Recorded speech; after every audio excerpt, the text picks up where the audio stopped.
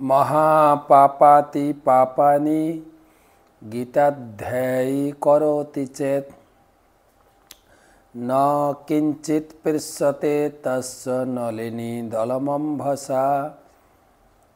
পদ্ম পাতায় যেরকম জল টেকে না, সেরকম গীতা অনুশীলনকারী ব্যক্তির দেহে পাপ বেশিক্ষণ টেকে না। আজকের গীতা পাঠ একাদশ অধ্যায় ঊনবিংশতি শ্লোক। অনাদি অধ্যাত্মম অনন্ত বীর্যম অনন্ত বাহু শশী সূর্য নেত্রম পশ্যামি তম দীপ্ত হুতাশ বক্রম সতেজসা বিশ্বমিদম তপন্তম। তোমার আদি মধ্য ও অন্ত নেই, তুমি অনন্ত বীর্যশালী এবং অসংখ্য বাহু বিশিষ্ট, এবং সূর্য ও চন্দ্র তোমার নেত্রদ্বয়। তোমার মুখ থেকে প্রজ্বলিত অগ্নি নির্গত হচ্ছে এবং তুমি স্বীয় তেজ দ্বারা সমগ্র জগৎকে সন্তপ্ত করছ।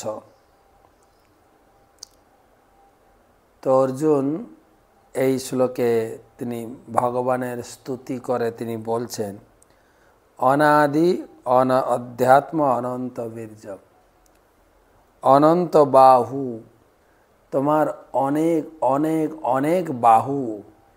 এর আগেও বলা হয়েছিল অনেক বাহু উরুবক্র নেত্র।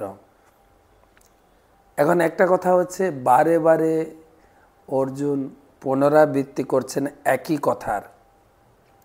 কেন না, কোনো যখন আশ্চর্যান্বিত হয়, কোনো জিনিস যখন খুব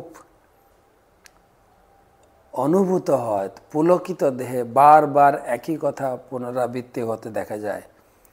অর্জুন আরেকটা কথা বলেছেন, চন্দ্র এবং সূর্য হচ্ছে তোমার দুটি নেত্র, এবং তোমার মুখের প্রজ্বলিত অগ্নি এবং তোমার দেহের তেজে সারা জগৎ তেজীয়মান। ভগবানের শরীরের ব্রহ্মজ্যোতিতে সারা জগৎ কিন্তু আলোকিত। অর্জুন সেটাই এখানে তুলে ধরেছেন।